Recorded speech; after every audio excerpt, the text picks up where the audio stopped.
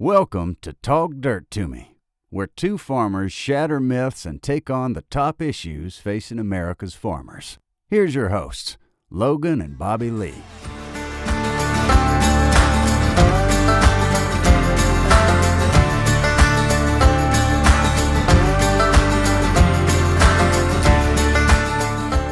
What's up, everybody? Another good evening. Another good evening. Been chilly. Yeah, it's unpleasant out there right now.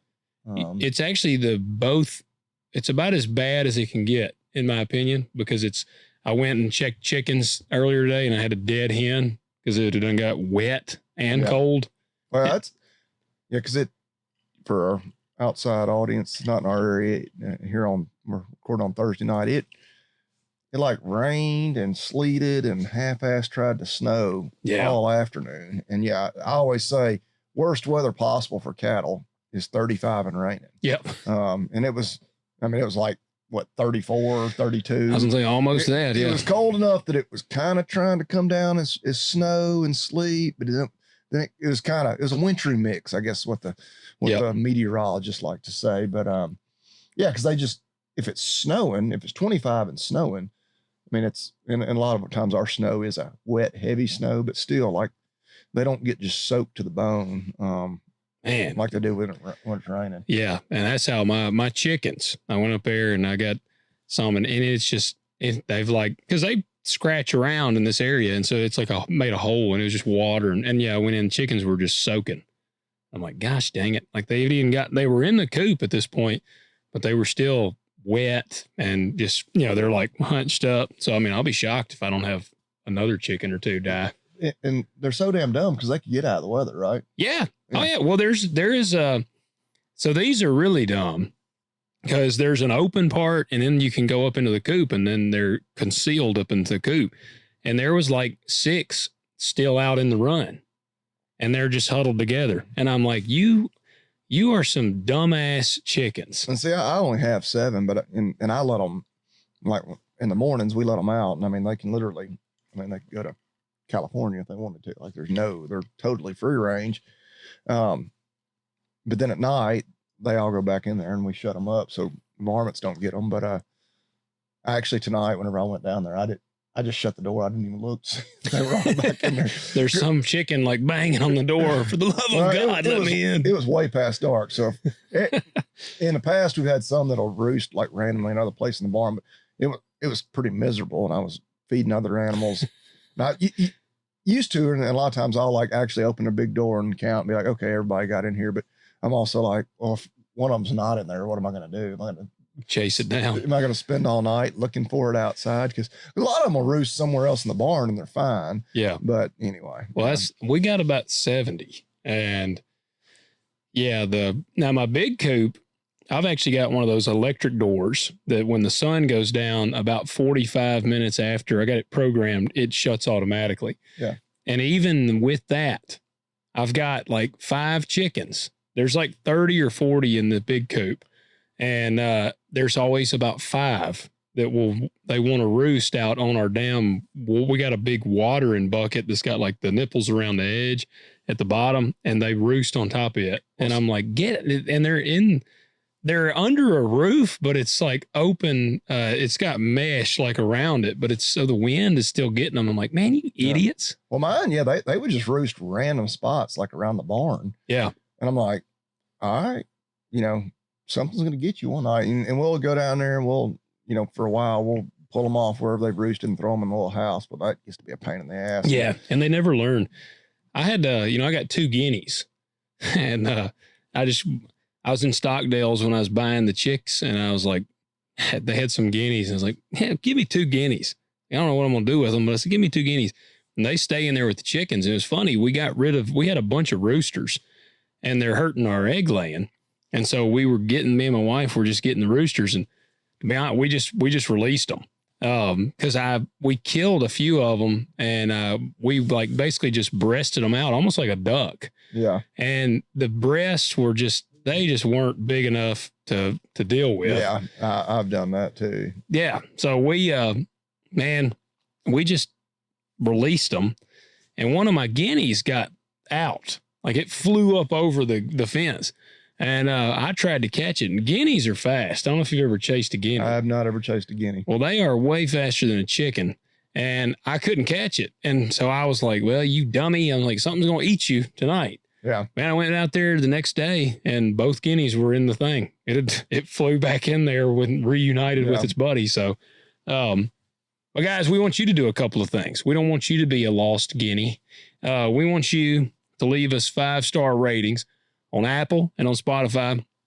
And I got to give a shout out to our Spotify listeners. We were sitting at 4.9 out of 5.0 on the rating for a while. And I just looked and we had gained like 5-star ratings, and we now are sitting at a perfect 5 out of 5 rating. There we go. So y'all have bumped us up to the perfect status on Spotify. And Apple, we've got a 5.0 out of 5. And so, guys, just keep doing that. Keep leaving us those ratings. 5 stars helps us out. If you're listening to this also on Spotify, especially, you know, we're trying to grow the show. We're trying to increase the exposure. It helps us on all accounts. Helps us pull like really cool guests, and just helps us in general. You know, we're getting ready. Next week, the shirts should be posted on the website. And honestly, the more exposure we get, it allows us to kind of get more merch. And it just helps us out in general. So we need you to go and follow us on Spotify and on Apple. Just hitting that follow button actually helps drive the algorithm. There's a certain number we need to hit on Spotify. And so basically, if you're listening to this and you have a Spotify account, or you know someone that has a Spotify account, even if they don't even listen to the show, go and follow us on that account, because I don't care if you listen to us on Apple. Most of you probably have Spotify as well. Follow us on Spotify. It will really help us out. So need to do that. If you're watching this on YouTube, we ask you hit that like button, hit subscribe, comment below, let us know what you think of the episode. And you can go to talkdirtpodcast.com, go to the contact page and submit your questions to us. And what else do they need to do? Y'all check out agzaga.com, just like I did last night. We, you know, it's holiday season. We're getting ready for Christmas. Actually, I placed an order. It was probably 9:00 last night. Shipped today. They got killer shipping. I didn't pay anything for that shipping either. Yeah. Why not? And I got $20 off my order because I used that code TalkDirt20. That's right. $20 off that $50 minimum order and free shipping. But yeah, my daughter had mentioned, because I mean she's 11, you know, really closer to 12 now, and it's just like, you know, does she want toys? Does she? Because I know she said she wants makeup. You know, we're getting into all that. Yeah. But she was like, I do want another Breyer horse. Well, I was like, well, hell yeah, I know where I'm buying it. Yeah. And so I went on there and I was like, asking, I was looking at him, I was like, showing my wife. It was actually one just like you know, her actual pony, a POA pony of the Americas. And I was like, she doesn't have this one, does she? She's like, no, I don't think she does. So ordered that, and then I needed some more ear tags for my calves. Yeah. So I ordered some more of them. That put me just over that $50 threshold. That got me my $20 off. Yeah, basically made the tags free. Yeah. Because I was like, I'm not totally out of tags, but when I add them to my shopping cart and I get $20 off, like I get them free. You can't beat that deal. They shipped them like literally. I mean, I ordered them way after business hours. They shipped them first thing the next day. I'll have them probably while we're sitting here recording. They shipped them on Thursday. I'll probably have them by tomorrow. Saturday. Yeah, I was gonna say maybe tomorrow or Saturday. Yeah. But, did you? Have y'all been doing the advent calendar? We have. Yeah, we have too. As my kids have been having fun getting all the little animals. So you alternating every other day. They get to open them. Yep. Yeah. Yeah, and we're like, you just got to share. You're gonna share the toy. Well, and we started because my son's birthday will be tomorrow or on Friday when this comes out. And so I was like, all right, your birthday's on the 5th. You do all the odd days. My daughter's doing all the even days. I wonder, was it a goat this morning? Yeah, I think it was. Okay. I wasn't sure if every one of them was identical in terms of. I think it was a goat. Day. So yeah.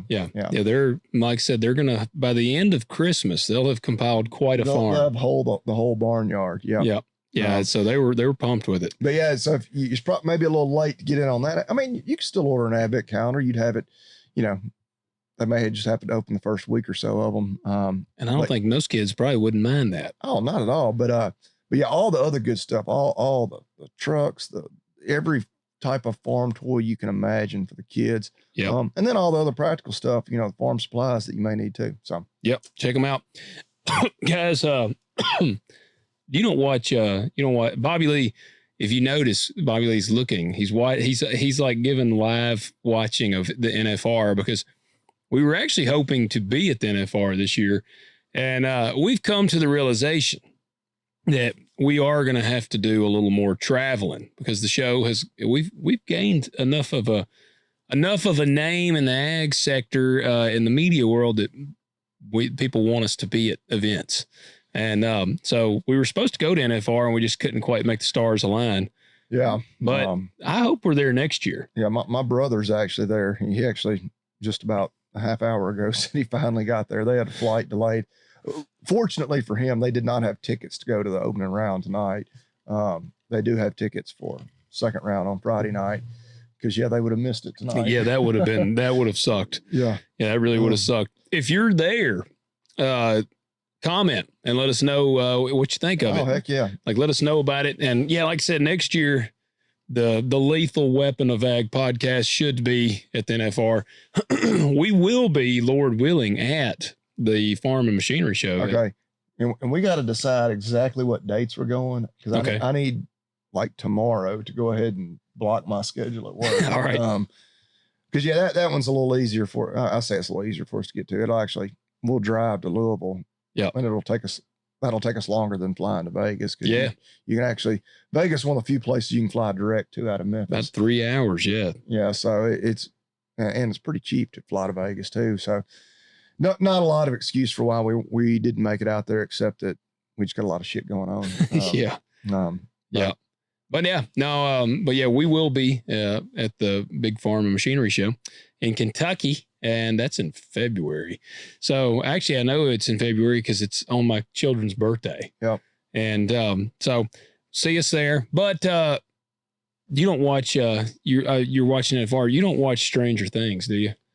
So I have watched everything up until this season. Okay. And I went and I said something to my wife about, hey, we need to watch it. And she informed me that and now I kind of do remember she hadn't watched since the first season. I watched those by myself.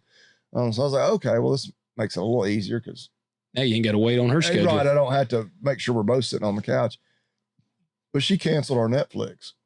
Oh, which I don't blame her, because, Netflix is, they're as bad as anybody about it. I use it the least of all, except for Stranger Things. Well, and yeah, I went to, I clicked on our little Netflix on the smart TV, and it was like, we weren't signed in, I needed to renew. And I was like, well, shit. Do I really want to renew it just to watch this one show? You do. And I need to, because I've watched the entire. Yeah, you got to see the ending. Yeah. So you might as well just wait. Well, what you ought to do is wait, because it's going to be in 3 parts. Well, that's what I was thinking too. I was like, and this is the perfect time of year for me, because I spend more time indoors watching TV, just because it's dark all the time anyway. Where I can knock it out definitely in 1 month, because you pay by the month, right? Yes. That way I can re-up for 1 month, knock out the last season of Stranger Things, and then cancel it again. Dude, I'm sure I'm like everybody else. We have so many of course, we have an Amazon Prime account, so we get Prime TV, and that's really good. You get to watch all the Jack Carr series. That one is good. Yeah, but then you got to have, if you wanted to watch every show, you'd have Prime, Peacock, Tubi, Sling, Netflix. I told my wife, I said, it has actually gotten worse than cable. Oh, and Prime has commercials. Well, and somebody pointed that out. They're like, we were so much better off, and they were specifically talking about sports, because all my, fellow college sports fans know that a couple weeks ago, if you had YouTube TV, you lost everything that ESPN has, because Disney and YouTube TV got into a dispute, because Disney owns, all that stuff. Yeah. And it was actually, it kind of worked out good for, if you're a Tennessee fan, because it was it coincided with when we had our open dates. We didn't play one Saturday, and then the next Saturday was New Mexico State. So well, that's not really what I would like to watch it, but I don't have to. But they were trying to force people into buying other subscriptions. Yeah. Because apparently Disney owns one of the other ones. I don't know. Yeah. But anyways, but they worked it out. But yeah, they're like, it was so much better used to when you just had cable because you'd get everything. Doesn't say it's that we. But yeah, now and if you want to watch, you need a HBO, if you want to watch some of their series, and it's like, oh, good God. Like, oh, that's terrible, man. I mean, and I honestly need to get the thing where it like tracks what all subscriptions you have. Cause it's no telling how many damn subscriptions I have. Yeah. You're right. And it'd be even better if it like showed you like, okay, you've got these, you're like, well, that one's good. And then it showed like, you've actually only watched like how much you've 2 episodes in the last like 6 months on this entire subscription. Yeah. You're paying $12 a month for it. Well, it's kind of like Angel Studios. We had Angel Studios, and now my kids, they watch that Tuttle Twins.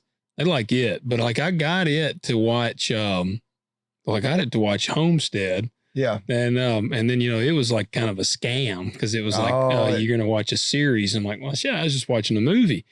But, and then the movie like ends. That's what I'm saying. You got it leaves you on a cliffhanger. I don't know how it ends still. Well, we're there. I don't know what. I never watched the series. It pissed me off too. Yeah. But yeah, so I don't know, but, I love Stranger Things, and this I've watched. So yeah, I need to because I was kind of pumped about it. I was like, oh yeah, and which I mean we're watching football and like for the next 10 nights I'll be watching the NFR. Well, it's badass. But like probably once the NFR ends, well no, because then I'm gonna be we got to get back in the Christmas movie. Yeah, that's what I was saying. I was like, well, damn, for the next 10 nights we're not gonna watch any Christmas movies. Well, you just need to do like I did. I just binged it. I stayed up. Marcy had to work the next day, and this was when the kids were out over Thanksgiving break, so I didn't have anything. And again, the weather has been questionable. All I did was deer hunt pretty much, and so I just stayed up till like 1 o'clock in the morning. I watched. It was 4 episodes. I think I watched 3 episodes that night, and then the next day I got up before the kids. I can't remember the kids. No, they spent the night. That's what it was. Kids spent the night with my parents, and Marcy had to work the next day. So I just stayed up till like 1 watching Stranger Things. I got up the next morning and watched the last episode. So I'm like, I have watched all of the new. And is it over? No. They're released on it's like 4 episodes now, and they're going to drop, I think, 4 episodes on Christmas Day. And then there'll be like the final like 2 or something, I think, right after New Year's. So something like 10. Yep. Well, yeah. And it's badass. But I'm going to tell you something that's funny. But yeah, like I say, but I'm wanting to watch, of course, Christmas movies and whatnot. But like of course, I'm watching those mainly with the kids every night. But yeah, like I say, for the next 10 nights, we'll be watching that. Yeah, I would wait at this point. If you've waited already, I would just wait until they drop like all of them. Wait till right after the first of the year. Yep. What Christmas movies have y'all watched? I know last week. We've watched Home Alone, and we watched Home Alone 2, and then Jingle All the Way. And then my kids watched Annabelle's Wish, which we actually had a listener write in. Have you ever watched it? No. All right. So we had a listener write in. I remember if it was on Instagram or on Spotify, but somebody wrote in. They were like, hey, man, you and Bobby Lee need to watch Annabelle's Wish. Well, I'll put it on the list. It's a cartoon, but it's Randy. I think is it Randy Travis that had the stroke? Yeah. All right. He plays the voice of one of the characters.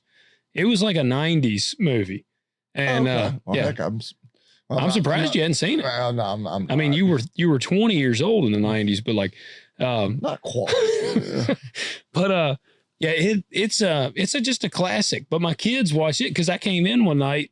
I think we might have podcast or something, and I come in and they were like, "Yeah, we just watched Annabelle's Wish," and I said, "Well, what the crap?" And my wife was like, "I didn't figure you want to watch Annabelle's Wish." I'm like, "That's like an OG. Of course, I wanted to watch Annabelle's Wish." So I didn't get to see it, but we've watched a few. But we'll probably really crank it up over the next few. What about y'all? We've done Home Alone and Red One. I have never watched Red One. Is that one pretty good?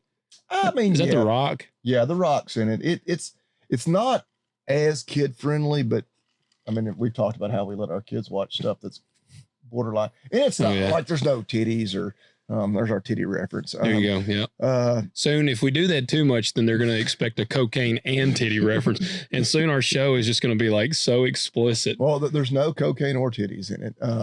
It's but there's like a little bit of language. Like it's probably PG-13 if I was guessing. Okay. If there's any cussing, does that make it PG-13? Well, PG is there's like any, but then if it gets a little, I think they can say one F word and it can be PG-13. There's no F words, I don't think. I know you've seen Tremors. Yeah.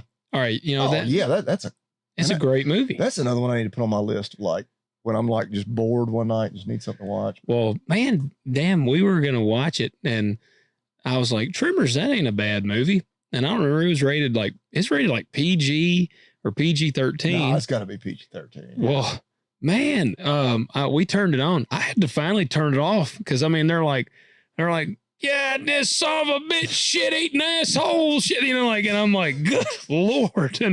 And Marcy is over there and she said, my gosh, this language is terrible in this movie. And I'm like, my kids hear that anytime I'm feeding cows and messing with animals. Well, that's how, but it was pretty bad. I'm like, all right. So I turned it off, but yeah, I mean, my kids, I mean, and I'm like, look, just don't repeat this, what you're hearing on here, but Tremors. It's a teaching moment. It is. But the 80s, I don't know if you've noticed this, there is like 80s movies that are rated like PG. And then you'll watch it and it'll be like just a huge set of titties. Like it'll just be like Airplane. Have you ever seen Airplane? But not like bare titties. Bare ass titties. It'll be full frontal nudity of the titties. And it's PG. And it'll be like PG. I don't believe that. Airplane. Have you ever seen Airplane? I don't think so. Oh, dude, you would like Airplane. It sounds like it. Yeah, everything you've told me about it. They so are far very nice. Good. I just watched. I processed my deer myself, and I did it in the farm store. And I watched Ricky Bobby for the first time in a long time. Talladega Nights. Man, that's a funny movie. Oh yeah. Airplane. Let me see what this movie's rated. No, PG. And there is full ass naked titties in this movie. The language, like, let's see here. See, PG and sex and nudity, moderate. Young woman is shown in bed with a horse. Everybody is panicking. A woman runs into frame with her bare breasts directly facing the camera, filling most of the frame. I mean, it's full on tits.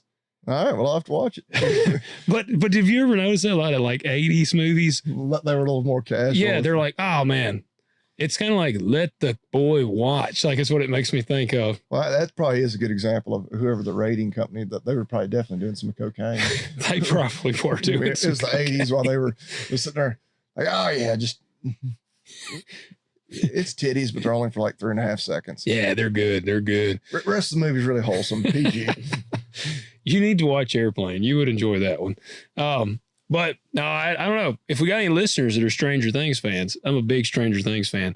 I'm not going to spoil anything, but I do got to tell you something. And I'm sure you've caught on. If you're caught up, it's been like 8 years since the last season. It has. They're all like, they got like full beards and mustaches now, but, well, that's what I'm thinking. I'd have to go back and look like when it started, but yeah, they were tiny. It's got to be hard for them to even, which I guess the storyline could be, that we've moved forward. They've wrote it in a way where it makes sense. Okay. Well, yeah. Well, one of the ladies that I work with, like a week or two ago, or maybe a month ago before it had actually released this last season, she was talking about how she was rewatching the previous season. I was like, yeah, if I had time, I should probably do that. I'd like to go, but I may do that over this winter. But yeah, it's Will, spoiler alert to our fans. This is not a spoiler, but if you've never watched it at all, this I guess kind of is. But Will, that dude's going to be gay. Like they're hell bent on making him gay. Well, that would fit with the Netflix, and kind of why my wife canceled it to begin with. Well, I told some people I was laughing. Which, I mean, I could see that. Like he's kind of a pansy. Yeah. But in this season, it's really funny, and they have been getting roasted on Instagram over this. Now the season's been awesome.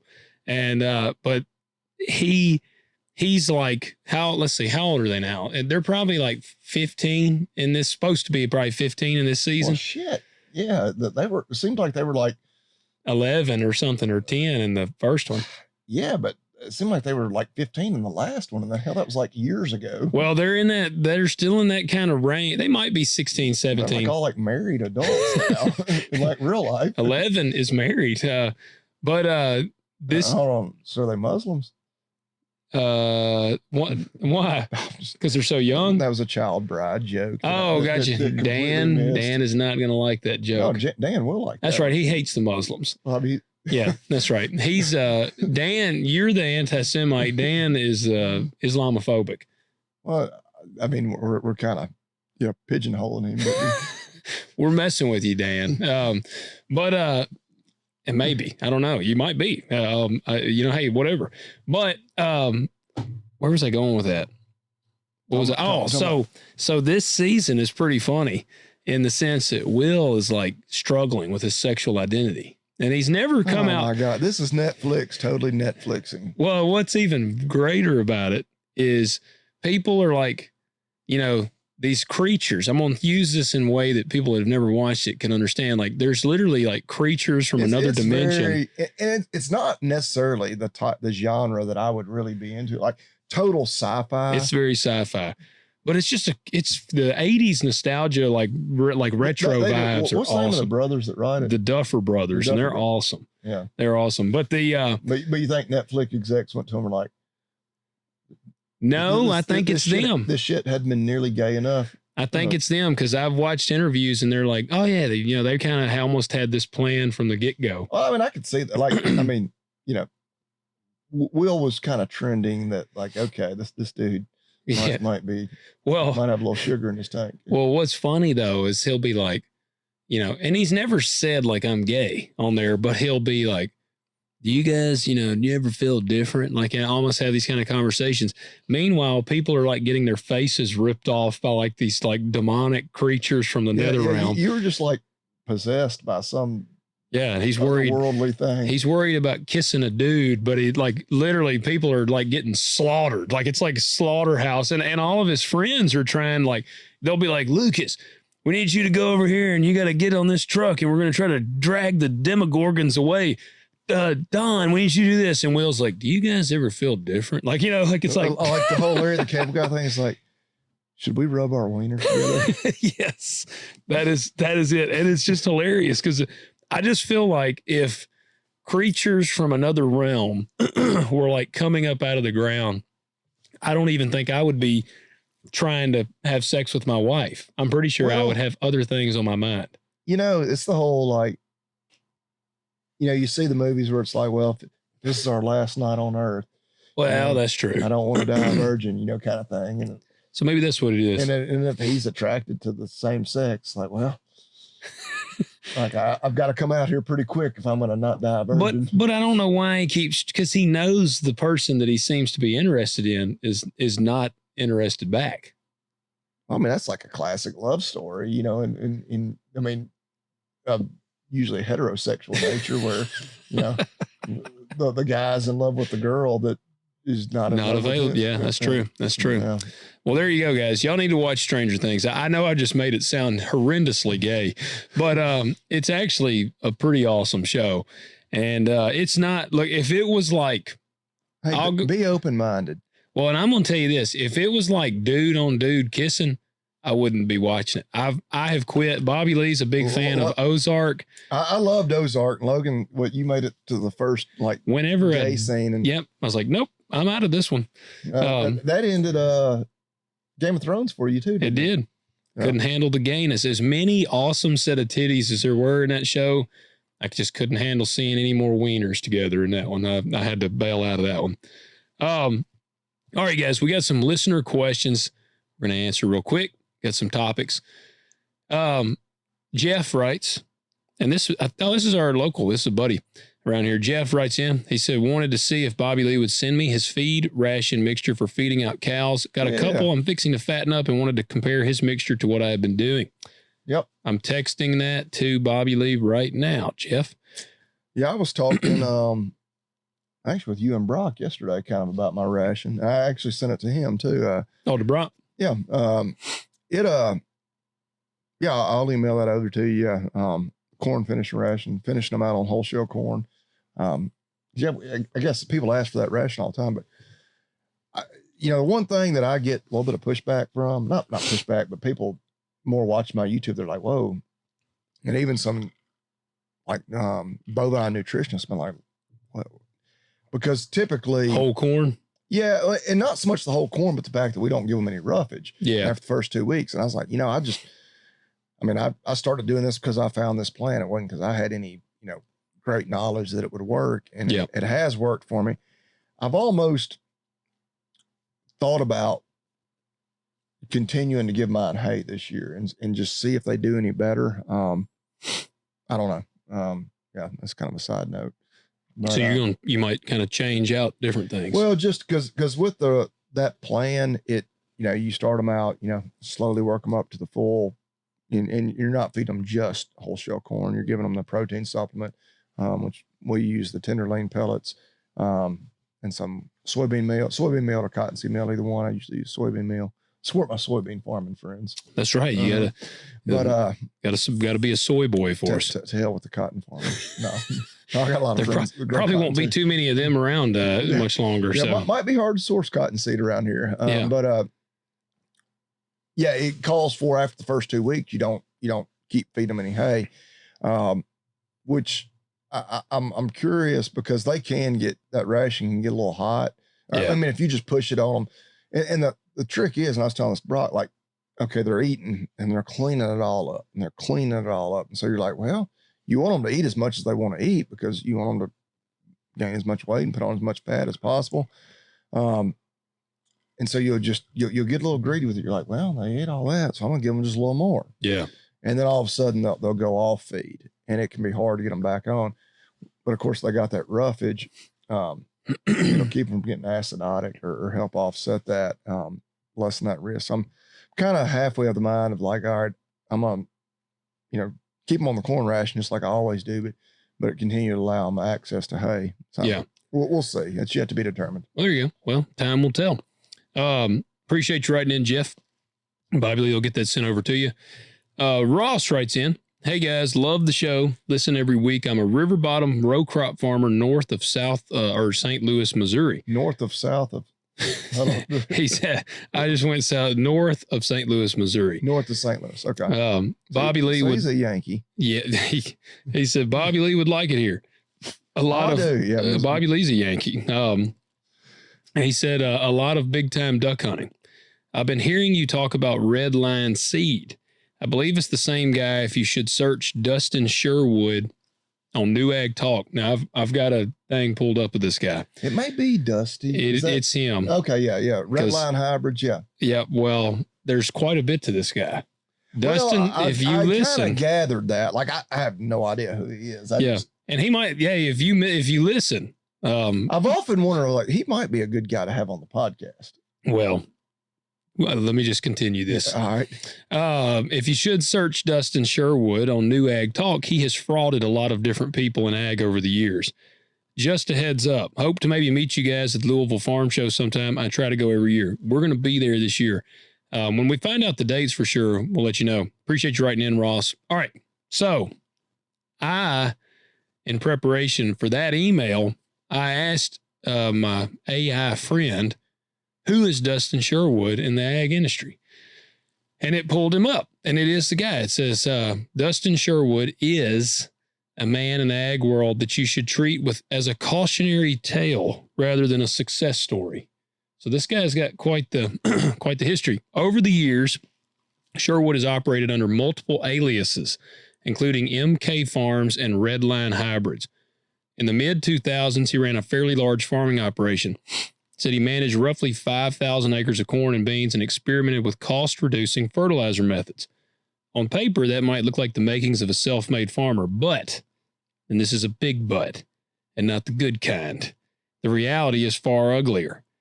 So in 2009, under his real name, he was convicted for making false statements to obtain loans from a federal agriculture program. He lied about stored grain amounts to secure improper CCC-backed loans. He was sentenced to 9 months, ordered to pay hundreds of thousands in restitution, and forced to liquidate farm equipment and real estate holdings. So then huge seed selling legal case, which had major damages awarded against him under the alias Oklahoma Genetics. It says VMK. So I guess it was Oklahoma Genetics, or would that be him? Is he in Oklahoma? I have no idea. Okay, well, I didn't think so. I thought it was more like the Northern Plains, but I don't know. Like South Dakota, Nebraska, somewhere like that. But I have no idea. Gotcha. Well, it says under the alias Oklahoma Genetics Inc. VMK Farm / Dustin. So is that like that may be a lawsuit from Oklahoma Genetics against him, I wonder. Either way, a federal court found that Sherwood had intentionally sold seed from a protected variety, which was Gallagher wheat, without authorization, violating the Plant Variety Protection Act. The ruling resulted in a $3.1 million judgment. At the time, it was the largest ever under that law. The court permanently enjoined Sherwood and his affiliates from selling or offering those protected seeds. So then, keeps going. Go ahead. Reputation in farming forums as a scammer. Going back to at least the early 2000s or 2010s, threads on major farm community forums, equipment, and seed trading name him as a serial fraudster. Complaints include selling equipment that was never delivered, disappearing after payment, using aliases, bouncing checks or shady money orders, and generally offering deals too good to be true. One common warning across these forums: avoid doing business on a handshake with him without a written secured contract. Well, and kind of like all I know about him is pretty much from X or Twitter. And he just shares like AI images of big boobed women. And that's where, like, I had kind of wondered, I was like, how legit is this guy? Cause like they keep talking about how they've got these hybrids. And there's never anything of very little of any substance. It's more just them joking about, here's our new seed salesman. And it's a, scantily clad young lady. And, I don't mind looking at that. So it's a good thing I'm not growing corn, or I'd have probably already signed up. Bought some. Well, that's what it says here. Is what? Oh, go ahead. But as hard as he rails, because a lot of what he puts out too, when it's not images of women, he really rails hard against the big seed companies. Yeah. And so I guess the fact that he's been tied up in some legal troubles potentially with them, going against him for him. I mean, what was it? A situation where he was saving seed? Some are selling. He was selling seed that, he may have been. What some guys will do is they will buy seed, kind of like third party, if they're not like take Pioneer seed for instance. For me to sell Pioneer seed, I'm supposed to be a licensed Pioneer seed dealer. But there are guys that will find people that will sell them Pioneer seed. And then they will turn around and sell the Pioneer seed themselves. So they're like a third party dealer. Wonder where their original person that's supplying them is getting it from. Pioneer. It has to stem from somebody with a license. They've basically found somebody But I guess you're having to upcharge it each time. So how does that even work out? And you must buy. I don't know, because I've heard of this. Well, because I know, because for people that don't farm, and grow row crop, and heck, you know a lot more about this than me, because your soybeans and your corn that you harvest, I mean, I may be a little bit wrong, literally the grain is a seed. Yep. And so you could theoretically save some of that grain instead of just delivering it to be sold at the grain elevator and plant it. Were we not under contract? Right. But it's illegal for you to do that, which in some ways is kind of wild to me. Because it's like, well, I grew this, I can do whatever the hell I want, but there's a lot of fine print and contracts and whatever that you have signed. And they will smoke your ass. Well, because we have had, and I'm sure everybody probably knows somebody who has tried to do this, and there's all kinds of examples and when you get caught, well, they make an example out of you. Yes. They cut guys' nuts off. Right. Made a eunuch out of this guy. Damn near it. Damn near it. It is. And in a way, I don't know how I feel about it, because it's like, obviously, it's easy to make out the big companies as being evil and money hungry. And I mean, heck, that's a lot of what is wrong right now with row crop. It is. I mean, but they've kind of got you by the nuts. I mean, you can't legally do that. And then of course, a lot of people get irritated because they sell that same seed and that same technology into overseas markets without all those fees and I don't know, maybe restrictions. Well, I'll tell you how I feel about it. I think that, well, it sucks that some people are like, well, damn, this it's really shitty that they do that to us, but you abide by the rules, and then other people skirt them.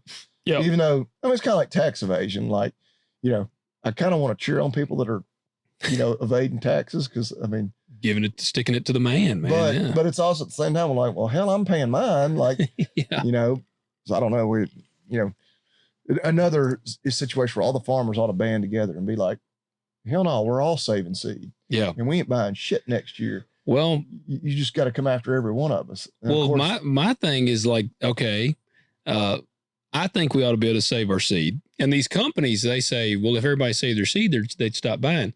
Well, you're still technically working to enhance the seed that's out there. So, I mean, you should just eventually produce a seed and be able to come to me and say, look, you're growing seed that yields 50. We've got this that grows what 60. you're saving from last year is obsolete. Yeah. It's like, and that they should, I mean, it's like any other product out there. I mean, it's a tough sub because I understand they spend an enormous amount of money on researching and developing. I mean, that's why things have patents. Yep. Like, yeah, we spent 10 years working on this one trait, finally got it perfected, went through all the approval process, everything, you know, spent tens of millions of dollars. I don't know, maybe more than that, getting it all right. Like, yeah. Somebody told me they spend about $100 million on seed.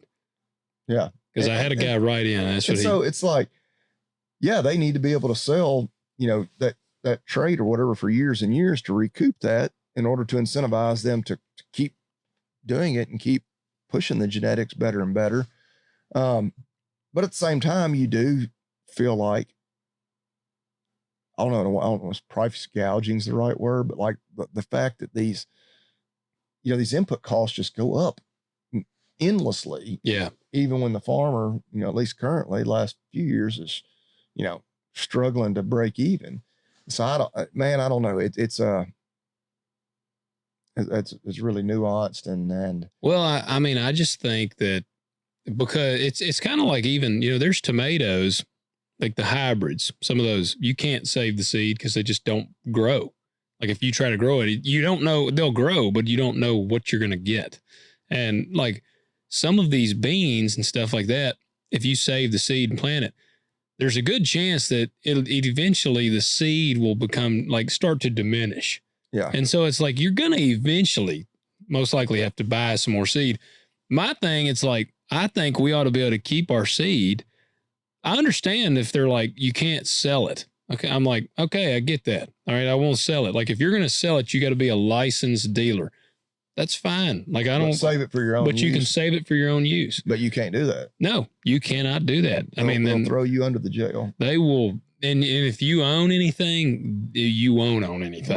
There's too many examples. Yeah. Yeah. Like it's not a, you know, and I don't know, like in those cases, man, you could write a book, make a movie about some of those where, I mean, yeah, it's a huge global corporation that's, you know, making against the farmer too. Dollars is literally, you know, throwing the absolute book at just a small little farmer. Yeah. And I mean, you know, and I don't know I wonder how many lawyers they have on staff. Oh my God. You know, yeah.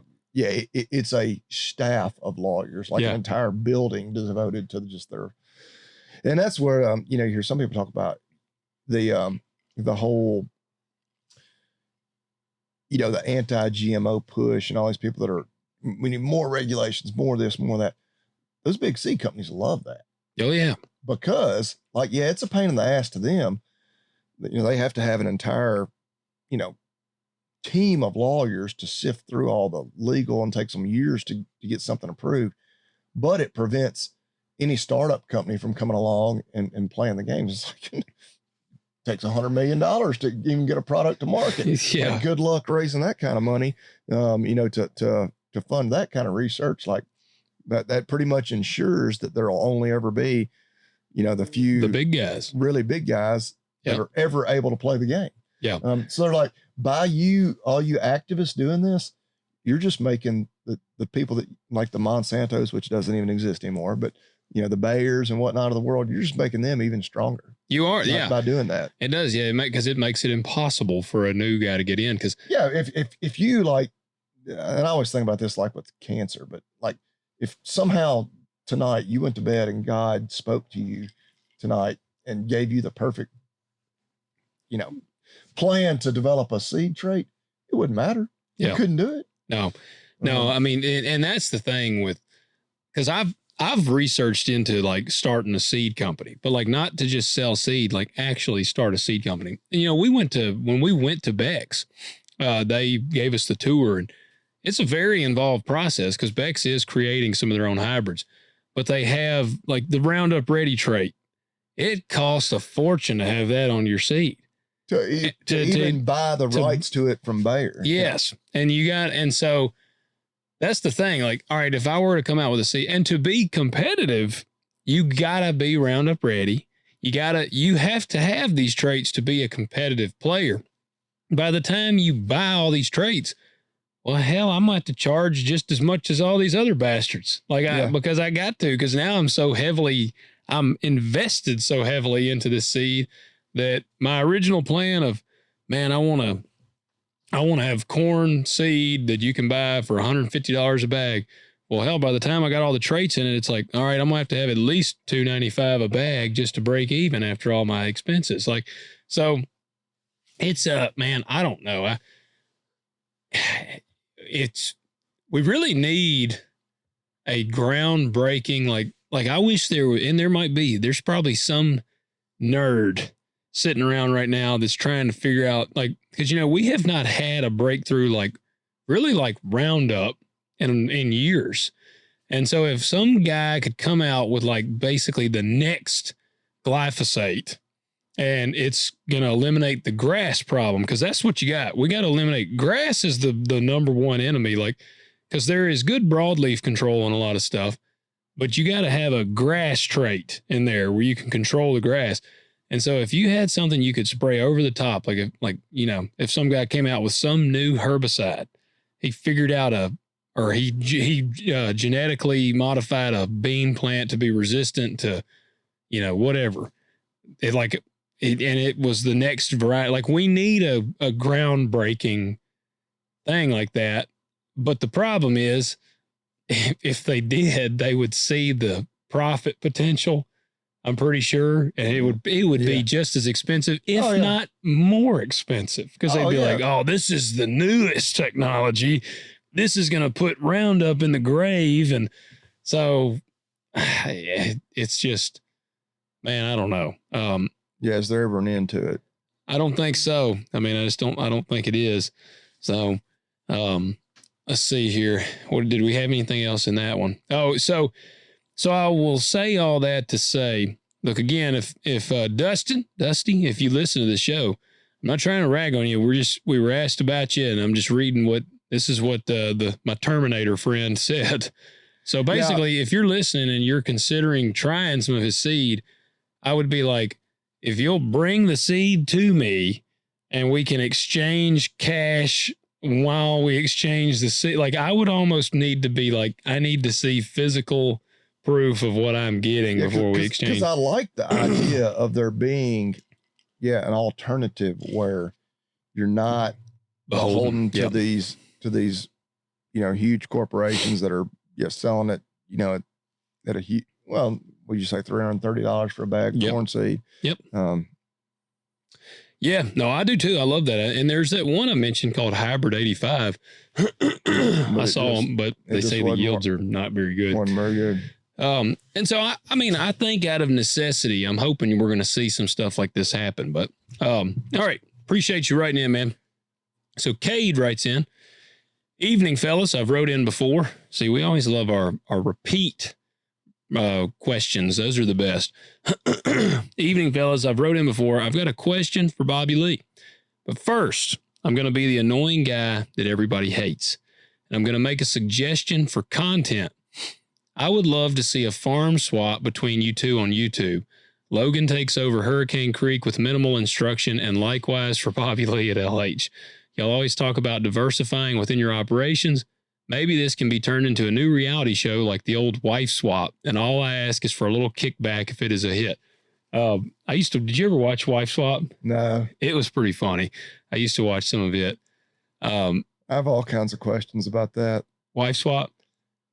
Like, I don't think they get to crack them. Is that what I you're was going about to to say? There's no intimacy. if there is, they never showed it. Usually they hated each other so bad. Like, it was like usually they just couldn't stand each other. He said enough. I mean, like any dude watching that's immediately where his mind goes. Yeah, I mean, it's like, oh, I don't care if she folds my clothes quite right or can cook a good dinner. I mean, what she look like naked? I mean, yeah. Well, I don't really remember many of them being real good looking on the show either. That may help. With I think they may pick behavior. like an ugly one. He said, enough of that bullshit. I'm looking into grabbing some hay equipment for this next year. Nothing special to get me nothing special to get me going. Last several years I've done on shares 70-30 split. Okay, see that?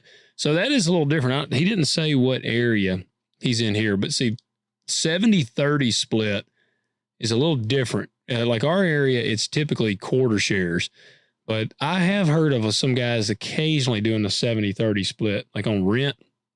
He said, my good friend that has bailed for years cut back and no longer does it other than personal ground.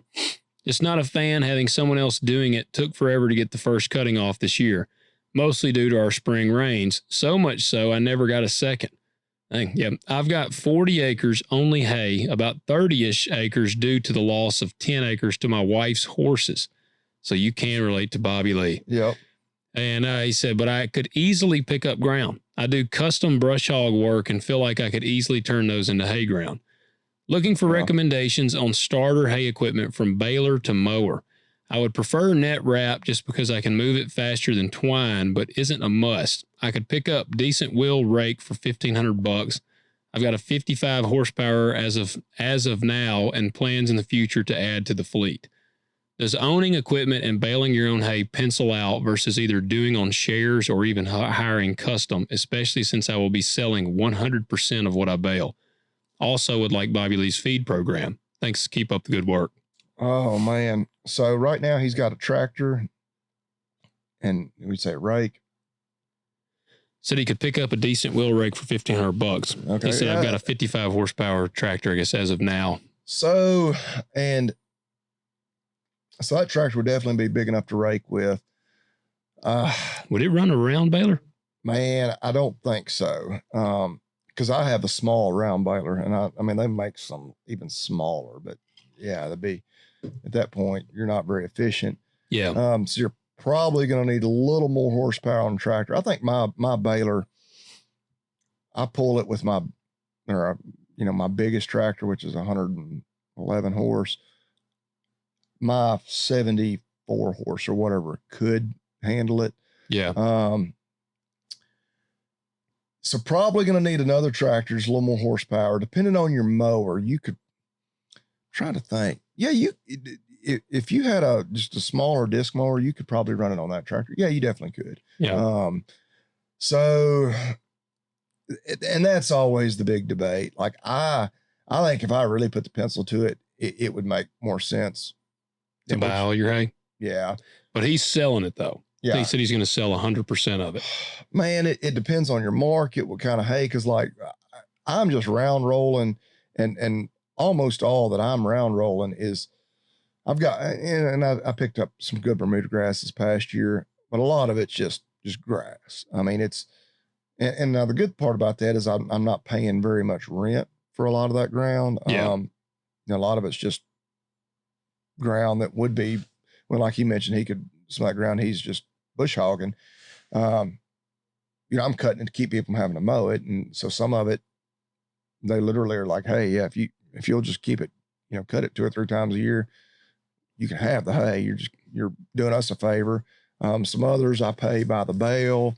Some other farms I just pay a flat rent rate. Oh man. And you can get there's a lot of factors, do is a twine baler good enough? You know, are your customers going to be happy with that? Or they're going to really want it to be net wrapped? Cause you can buy some net wrap balers for, I don't know, $10,000-$12,000. And you know, that may not be just slap wore out, but Yeah. good Lord, a good new one is, I mean, it would be totally cost prohibitive. Like you'd have to be, you know, covering hundreds. I mean, you just can't make it pay for itself. And Yeah. yeah, I know, which I enjoy doing it. It's kind of, you know, if I'm going to have cows, but oh yeah. And one too, just from a time standpoint, if I didn't have to pay for all my hay equipment and spend all that time, and I was just like, screw it, I'm just going to buy. I'm going to spend $10,000 a year buying my hay. That'd probably make more sense than me having all my equipment notes and spending all that time. And at the same time, you know, if you got like a premium quality product, you're round rolling, but it's horse quality hay. You know, and you're getting, you know, you're selling it for $100 a roll, maybe more. Yeah, you might make that make sense, but say he's got 30 acres for sure right now. Yep. If you get rid of them horses, yeah, you can add another 10. Because it's, and again, I don't know where he's located. He said you sound like us this past year where it was so wet for that first cutting. We were the same way. I was a month later. Last year, I was completely on my first cutting by the end of May. This year, it was damn near the end of June. I had one farm, well, our buddy Tim, former guest of the show, he got 30 good acres. And I told myself, man, just bush hog it. I'll try to cut it for the second cutting, but it's going to be so late me getting to you. It's going to be way too big and mature. And by the time I get to you, we'll have already regrown back to where it'll be good. And I only cut his place once this year. So yeah, I would, and that's a good price on a rake. And you can buy a disc mower but again, a lot of that depends on, you know, if it's just grass hay like I'm doing, disc mower is all you need. If you're going to be doing, certainly kind of alfalfa, clover, you know, Sudex, anything that really needs to be run through a mower conditioner. Okay. Now you're spending a little more money. Yeah. I think you're already going to need a little bigger tractor for your baler anyway. So if you need a bigger mower, I mean, yeah, you're in the same situation I am. We're doing it all with one tractor is tough. Especially if you're raking. A lot of unhooking and hooking up. Yeah. Well, especially like, because when we rake, like you typically are right behind the rake with the baler.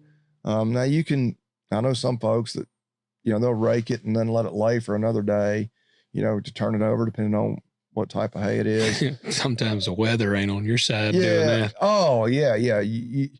There's so much, because there's so many different types of hay. But yeah, I would really think about whether or not it could be profitable. Now, if you're like me, you know, you're doing it. If you're rich, like Bobby Lee. No, you're doing it as a side hustle and you enjoy doing it. I mean, again, I mean, you go fishing and break even. Well, no, you probably can't. Fishing is expensive, but you know, if you're doing it all just to break even, you think about, you know, how much do you really enjoy it kind of thing. And, at some point it's going to become work and it's going to become a pain in the ass. And I'm going to tell you, if I was rich, let's say, which breaking even sounds good to you right now. Breaking even sounds so damn good. Yeah. I would do anything to break even right now.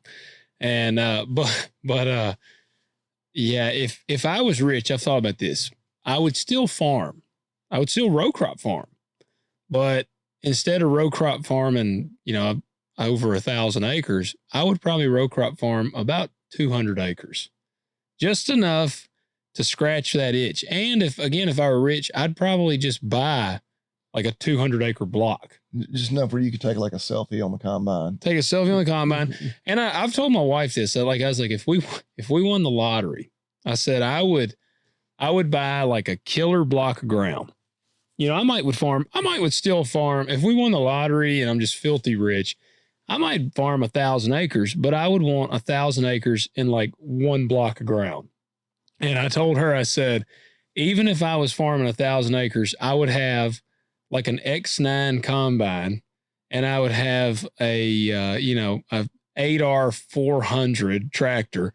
Like I said, I'd have just the stupidest Well, yeah, 'cause equipment. money wouldn't even matter. It wouldn't matter. And she was like, that is so dumb. When I was telling her, I'm like, well, no, it's not. I mean, like, if I'm super rich and I'm not worried about it, then I'm going to enjoy every aspect of it. I don't care about, like, I ain't going to be messing with this tractor because I'm going to have a brand new ass tractor.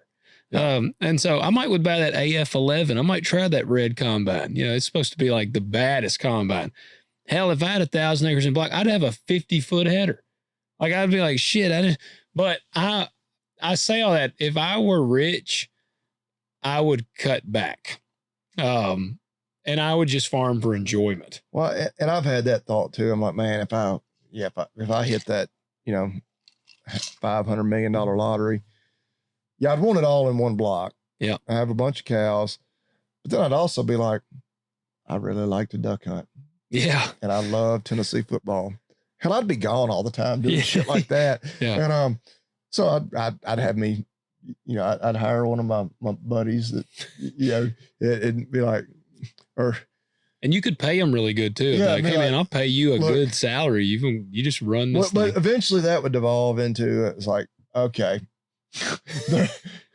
I'm like just showing up just once a month just to scratch that itch. Yeah. Well, hey. Then after a couple of years, I'll be like, okay, yeah, I'm just going to do a lot of hunting and just get out of this. Yeah. Flying on a private plane to every sporting event that I want to watch. So, yeah. Well, before we wrap up on Cade's write-in here, it got my wheels turning because I read this the other day and him talking about the swapping. And so I'm curious. So I asked this question and I gave no bias.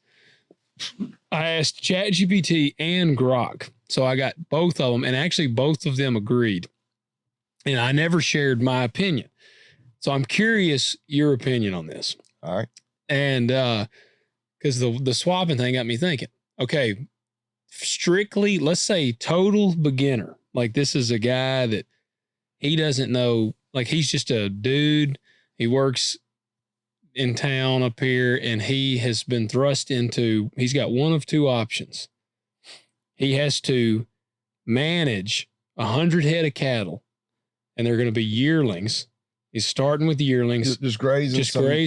Some yearling steers. And he's going to sell them at the end of the year. Okay. He's got to manage that, or he's got to manage a 500-acre row crop operation of, corn or soybeans or whatever. Which one do you think would be the easier entrance? What could a rookie, and I'm not saying that they would do a great job. He's already got like the farm set up. Yeah, we'll even say like the 100 head of cattle are there and the land and like it's already like it's fenced and set up. And on the row crop side, the 500 acres is there. But he's got to do everything from purchasing the seed. He's got to do all that. Okay, so we'll say on the cattle, he's got everything ready. He's calling his order buyer and saying, I want 100 head of steers. Yeah. 450 pounds, 500 pounds, whatever. 600, anyway. Yeah. But you got to get them in. So the cattle, and it may not be too different than row crop. So at first, like those first few days, it's like say maybe you're going to buy them 50 head this week, 50 head next week, whatever. Oh, you're right there at first. It's really intense because you got to get them in. You got to get them straightened out. You're vaccinating them, whatever, processing them those first few days. And again, a lot of that depends on, are you buying them all off one source and they've already had everything and they don't need any of that done. But at first, let's assume he's just buying straight sale barn calves, doesn't know anything about them. Yeah, right there at first, it's pretty intense. If they're going to get sick and die, it's going to be there usually in the first month or so. Yeah. If you got some idiots in the bunch, they're going to get out. It's usually right there. And, that's the way at least it works with us, and then, we get them coming to a feed bunk, and then, you get a month or two out, it's every damn day. Yeah. Is maybe a little bit of difference. You're going and you're hand feeding them a little bit, and, depending on how much, you want to supplement them. But they kind of get to a point where they're a little bit on cruise control. for several months. And of course you'll have an idiot do something, somebody will get out, a tree will fall on the fence, whatever. Yeah, I don't know. What do you think? Because I have no idea how intense it is, going through the whole process. Like, I got to pick varieties. Well, I got to get delivery of seed lined up. I got to then get the planter ready and get in the field and get it planted. And then shit's going to break. And then see, that's and then the conditions aren't going to be quite right. Maybe I could be planting today, but it's supposed to rain 2 inches tonight. Do I back off and say, no, don't want to do that? I don't know. I think that the row crop would be infinitely more difficult. Not because, see, the cattle aspect, if you're willing to work hard, you can pretty much, you can kind of do it. If you're willing to get out there, and the cattle aspect is going to be a more physical labor. Like there's going to be, because, you got to go out and feed the cattle, check them. But a cow, at the end of the day, it wants to live. Whereas, and I know there's some idiots, but like, as long as and I'm not saying the dude would have a great cattle herd at the end of the year, but if he made sure they had a pasture and they had hay, come the wintertime, like at the end of the day, like he would still have cattle there. The problem that I see, because I thought about this, I was like, 100 head of cattle, that's nothing to like scoff at. Like that's a pretty good little cattle herd. And so I'm like, that would be a lot to look after. He'd have to fix fences because inevitably, like I say, there's going to be a tree fall. He'd have to fix fences. It would be much more laborious. And whereas on the row crop side, I think the technicality is what's going to get them. Like, because you got to know the seed variety. Yeah, you screw up one little thing. And that's the thing. Like, you can lose, like, he would probably have a couple cows die. And that would be a loss of some money. Oh, if you got 100 head and you lose 2, that's acceptable. Yeah. Yeah, we always say 2 to 3% death losses, expected. Like that is going to happen. And see, so if he has that, but you got that budgeted in. But like on a 500 acre row crop operation, if he's like, all right, somebody said that I could use sharpen behind the planter. Well, and if he puts an ounce of sharpen behind the planter, you're good. If you put 2 ounces of sharpen behind the planter, you just killed everything that you planted. Like it won't come up. And so he could go, and that was what, like I asked Grok and ChatGPT, and both of them unanimously said row crop would be infinitely, because of the technicalities, because of the varieties. And so he's not allowed to like hire out custom spraying. No, he's got to do it. Just like he would have to, he's got to put the hay out and do all that. Like he's got to do that for the cattle. So no, he's got to do it all. So like, he'd have to know, all right, well, what population? On seed population and things. So the technicalities and the complexity, and it was ChatGPT and Grok both said the big thing is the chance to ruin everything is much higher in row crop. Yeah. Whereas like, there's not a lot you're going to do that's going to like kill every one of your cows. Well, and I hesitate to even say this, and I won't say it, but I'll say it this way. If I were to say that I've never had just a total train wreck where, because you hear about guys where they get in a group of cattle. Now, I'm not saying this never happened to me, but if I did say that had never happened to me, it would be a true statement. Like, where you had just a total train wreck where you get in 100 calves and something bad goes through them, where they're a third of them get sick, and, but they're not, a third of them don't die, but say you lose 10 or 15, and then the others that don't totally die, but they just don't grow. They just don't do worth a damn. And then, you did lose 15 of them. So you got 85 left to sell, but some of them just were duds. They never would grow off quite right. Like you could get into a disaster. I mean, where, you're like, holy shit, we're going to lose money. It's just a matter of how much. Yeah. I'm not going to say that's never happened to me, but we lose some, but having one die, like, okay. I hate that. It sucks. Yeah. And we've had years where we didn't lose any, I've never had 100 yearlings at one time. We've had 70 or so. Yeah. But I know of a field, and this was a local guy, and there was Liberty Link beans and Roundup Ready beans, and they got a field mixed up. This was before. See, now they got a stacked bean. I think has both traits. I think so. We're usually pretty damn cautious, but yeah, actually, it was a flex bean, Extend Flex. I planted some this year. It's got both, but this was back when they were using both different traits and just weren't. Yep. And this guy record keeping or whatever wasn't great. Or yeah, and I think it was 400 acres of beans they killed. And I mean, man, that's how far along were the beans when they killed them? They were pretty damn far along. So too far along to replant. Yeah. So I mean, that's a loss of. I mean, and you probably can't claim that on insurance, can you? I wouldn't think so on something that's your own doing. Yeah. Well, I mean, I wouldn't put it past some people figuring something out, but yeah, it depends on how creative your agent is and how willing they are. And then you might be with Steve McBee going to prison if you get too rowdy. He officially went. I saw he put up a video. Well, I was kind of surprised. Like, he was really active on social media, and reading some of their comments, and I was getting off subject. Like, they really, people were supportive. Oh, which I wasn't surprised by that, because they have a huge following. I mean, they have a TV show like on like real TV or streaming service, whatever. Not just some YouTube idiot. But they're like. The way some of the comments from all of them were like that he's really getting unfairly punished, which part of me is like, okay, he didn't kill anybody. Yeah. I mean, he definitely cheated the system in a time where there's a lot of farmers like you that are,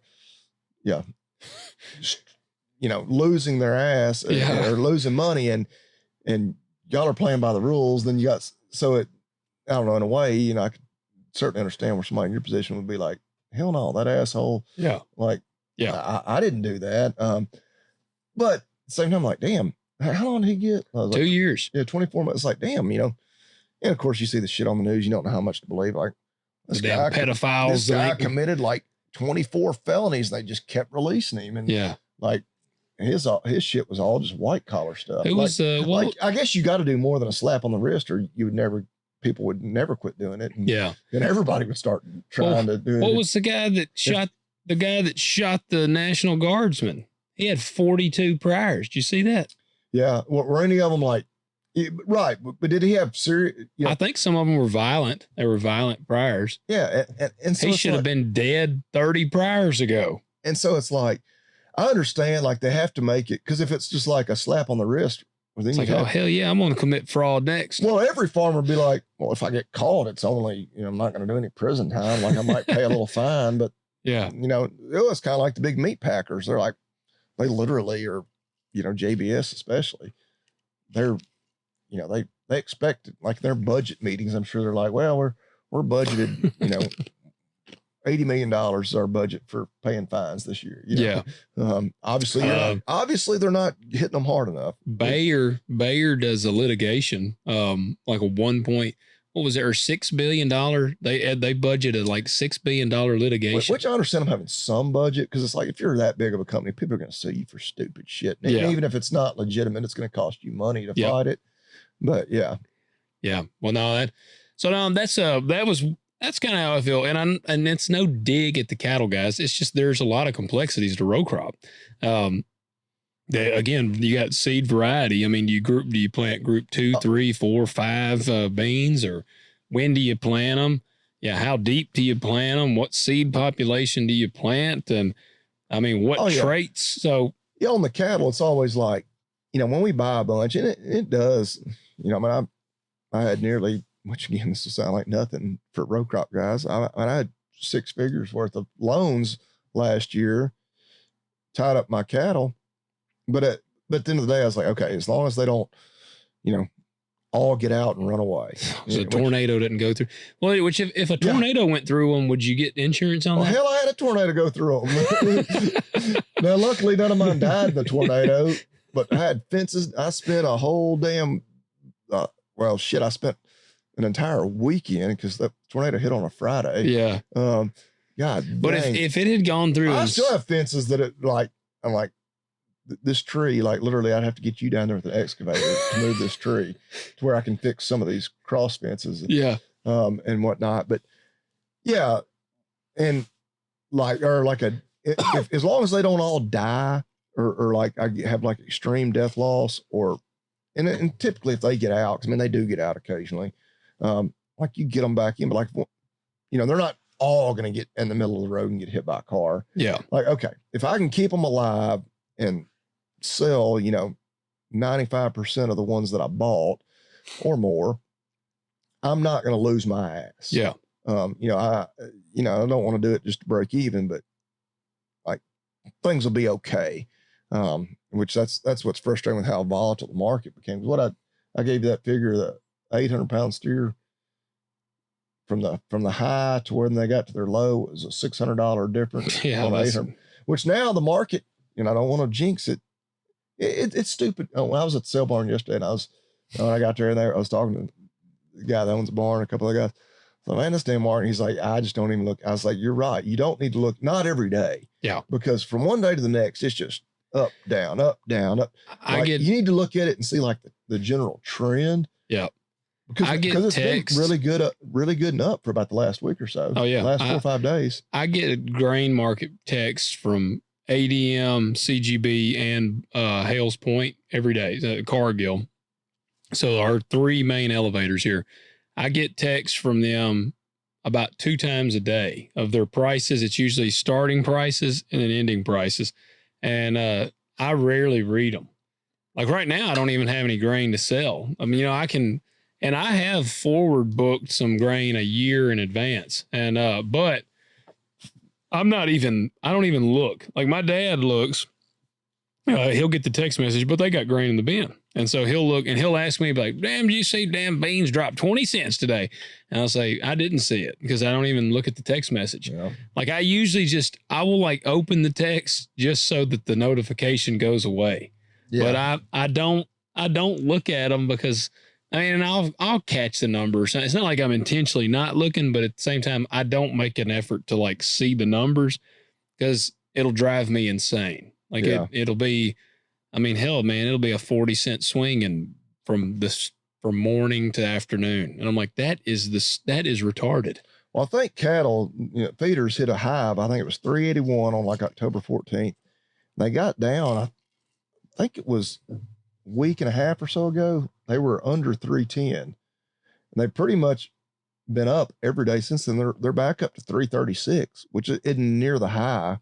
But that's more like, okay, we knew they were too high. Yeah. I'd always said, if they would settle around 350 and hell, they've gone up damn near 30 cents, a pound just in the last week. Yeah. They're just up a little every day. It was like, okay, let's find a flat, find that where they should be. And just kind of like a little bit of variation. A 10-cent swing or like, that's what I've said. I'm like, let's, like row crop, I remember it whenever I was in it, or like the first couple of years. What changes that much from one day to the next? Like the fund, especially this time of year, in which I know it's a world market. And I guess, I don't know what's going on in the Southern Hemisphere right now. They'd be they're nearing the end of spring, about to go into summer. Mm-hmm. So I guess they're planting or whatever. I don't know.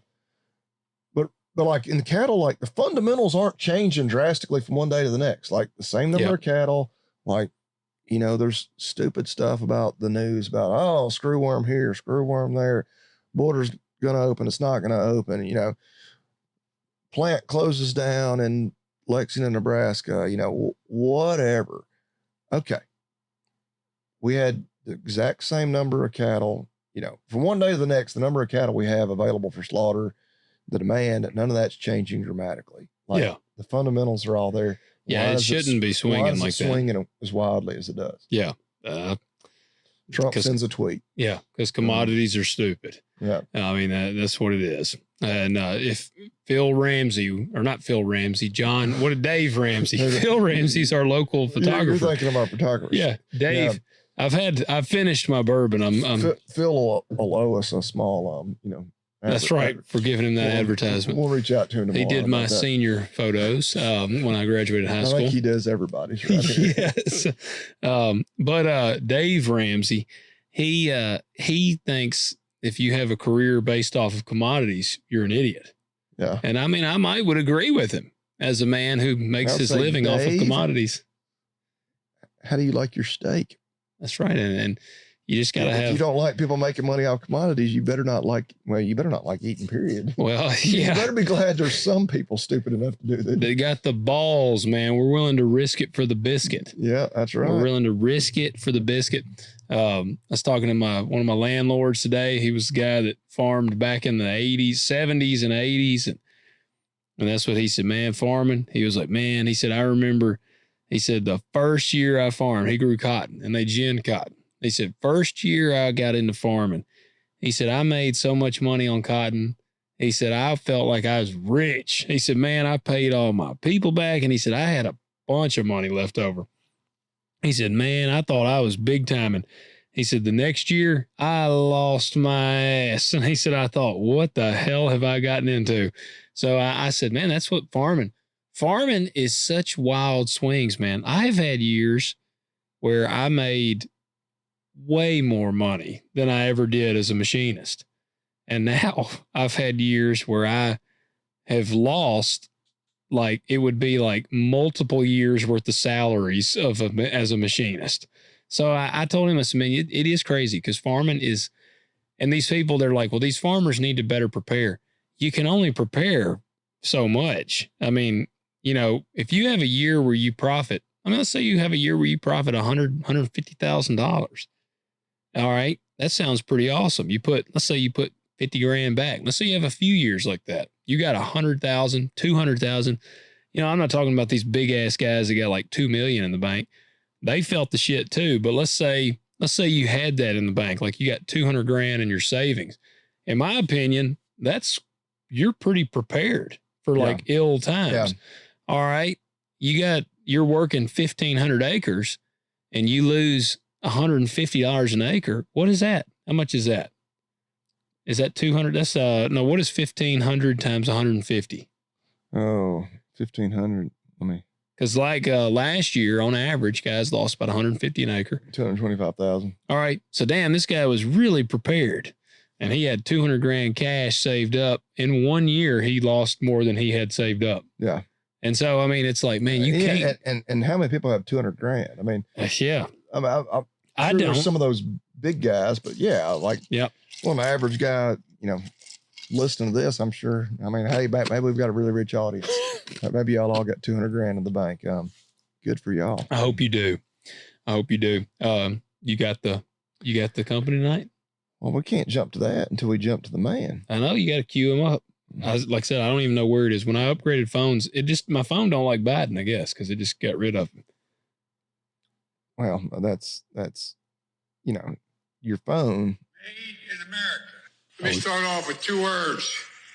Made in America. Got him going early. So I got one. It's not really practical for this time of year. All right. But it's practical for, I mean, everybody probably has one of these or has had one. Lasco box fans. Okay. I've had a Lasco box fan. So I did not know they were made in USA. So, which I went to their website, but main place we have, like when you go to a horse show, you got to put the fans on the stalls for the horses. You know, it's hot. You know, you wouldn't this time of year. We don't do a lot of horse showing in this weather, but I was looking at the box. You know, that we literally, because we put it back in the box to put it back in the horse trailer. Like, holy shit, made in USA. I did not know that. We've got a Lasco box fan in the attic right now. Which I went to their website just to see. They're apparently, and that I couldn't find it exactly on the website, and so I went to Grok, and it says they're not all made in the USA, but they do have some are made domestically with manufacturing facilities in Pennsylvania, Tennessee. Oh wow. And Texas. Hey, so even some local made. Yep. All right, get your Lasco box fans. Yeah, it says, for example, their limited edition USA box fan model B20610 is explicitly labeled as proudly made in the USA. Which apparently that's the one my wife bought. There you go. Your wife made the right decision. So shout out to Kaylin. Yeah, yep. she shopped wisely. She bought the right one. She did. That's awesome. Well, and I'm gonna give an extra plug for our company. I think was it last week I did Scent Thief. Yes, it was. That stuff is awesome. Yeah, you killed a big deer. I did, and I was sprayed down with the Scent Thief, and man, it was windy, and he never even was phased. I have used. Was he chasing a doe or? He was running across a field, getting ready. Like he had done the same thing 2 days in a row. He had come out and was running across a big field, but this time he stopped. Well, you know, our buddy Lee, former guest of the show, talked about his consulting company, Whitetail Partners. Yep. He has always said the first week of December, right here in West Tennessee, in our area, it's his favorite week of the year to hunt. Yeah. So that's when the big ones will make a mistake. Rut is kind of past, but they've gotten them a little. But now the hot does are few and far between, and that's when you'll catch him on his feet making a mistake. Well, he was running, and he stopped, and hell, he turned right as I shot, because he stopped for like 2 seconds, and he was probably 225 yards away, and I had my 270. I was up in a ladder stand, and he stopped, and so I had the scope on him, and right as I pulled the trigger, the little shit ass turned. And he almost turned like facing me. And so the bullet hit him in the gut and hit his back leg. And I saw him kind of drop down a little bit. And so I was like, it looked like a gut shot. But he took off running and his damn back leg was just that dragging. So I was broke like, his femur probably. Yeah, I said, gosh damn it. Like I was like, I just crippled the biggest bastard on this farm. And so I'm thinking I didn't hit him in the gut. I just broke his damn leg. So I'm thinking I just have literally crippled. You hope you hit that femoral. Yeah. And so, hell, I took 2 running shots at him while he was running, because I'm like, I got to hit him again. Like I have to mortally wound this deer, because I can't cripple the biggest bastard out here. And I missed him because, hell, I mean, he was probably 300, 400 yards running, and I ain't no damn American sniper. And so I had to go back up to my house and get some more bullets. And I get them and I ride out there with the side-by-side. And as soon as I go into the woods where he went in, it was really dark blood. So I was like, all right, because I've always heard dark blood is more like an organ or like internal versus like, you know, I have wounded a deer with my bow and I hit a deer in the brisket and it was really bright red and I never found that deer and he quit bleeding. But this deer, man, I went into the woods and I just trailed his blood. I went in about 40 yards and then there's a big creek in the woods and the blood actually quit, but it was a bunch of blood and it was real dark and then it kind of quit and I couldn't find any more. And so I was like, hell, I know a lot of times a dying deer likes to go by water. And so, dude, I just walked over and I looked over in the creek and he was laying there looking at me. And he wasn't getting up. He was looking at me. And so I shot him again and killed him. But and when I field dressed him, I had gut shot him. So he was going to lay there and die. But I'm really glad I had to come back and get bullets, because I think if I had gone straight in, I would have probably pushed him, because, you know, a deer, shit, they'll go a long ways even messed up. Was that leg broken? Yes. I don't know how far he could have gone on through. I mean, he might have surprised you. Yeah. Was it femur that was broken? It ruined the meat on that back. Yeah, it was that probably, quarter. Yeah, it would have been his femur. Because I did cut him up myself. I always wanted to do that, and so I cut him up myself. Man, he stunk. Man, I took him to, like, I had him in the back of the truck. We went over to my parents that night. My dad came out there and he was like, man, he says, that's the stinkingest deer I've ever smelled. He was rutting big time. Yeah. But, man, he shocked the shit out of me. He was really heavy. He was had really good mass. He wasn't super wide, but his beams, they came out and they wrapped around really hard. That deer scored 161. That's what I was talking to a friend of mine that was asking about it. And, he said, man, that deer's going to score 170. He hit the 170s. I was like, that's a damn good deer. But none of your pictures had you in it. No, I just stayed over because he was in the back of my truck. So it's hard to, like, you don't have a lot to reference. But I was like, no, I knew it was a damn good deer. Yeah, he was, see, what probably limited him was his inside spread was like 17 inches. Yeah. He was at a little bit outside of his ears, but like his circumference measurements were all 4 inches or bigger. Like he had really good mass. But what made him was the antlers came up and went around, and they almost, I mean, they literally wrapped back around. Like one of his main beams was 25 inches. Yeah. And man, that adds a lot of inches, which he had, his brow tines were really, he had tall brow tines. I feel like he's probably a 4.5-year-old deer, but he hit it. I was thinking maybe 150. And then I scored him twice, because I was like, man, first time I got 162 and some change. I was like, man, ain't no way that deer scored 160. So I scored him very conservatively the next night, and I got 161 and some change. Yeah. So but I caped him out. I was like, yeah, I'm gonna do it. I did all that. And then right as I was getting done, I poked a damn hole, which I think my taxidermist can they just sew it up. Yeah. But I did poke a damn hole in it when I was doing that. I'm sure he'll give me some shit over that. But scent thief, I am a believer in it. Yeah. We had a deer, me and Levi were hunting, and we've been using it. And I had a deer get within probably 12 yards of our blind, and they never spooked off of our scent. Yeah. So, I mean, I was farting like a Clydesdale in there, and that scent thief was masking every one of them. Yeah.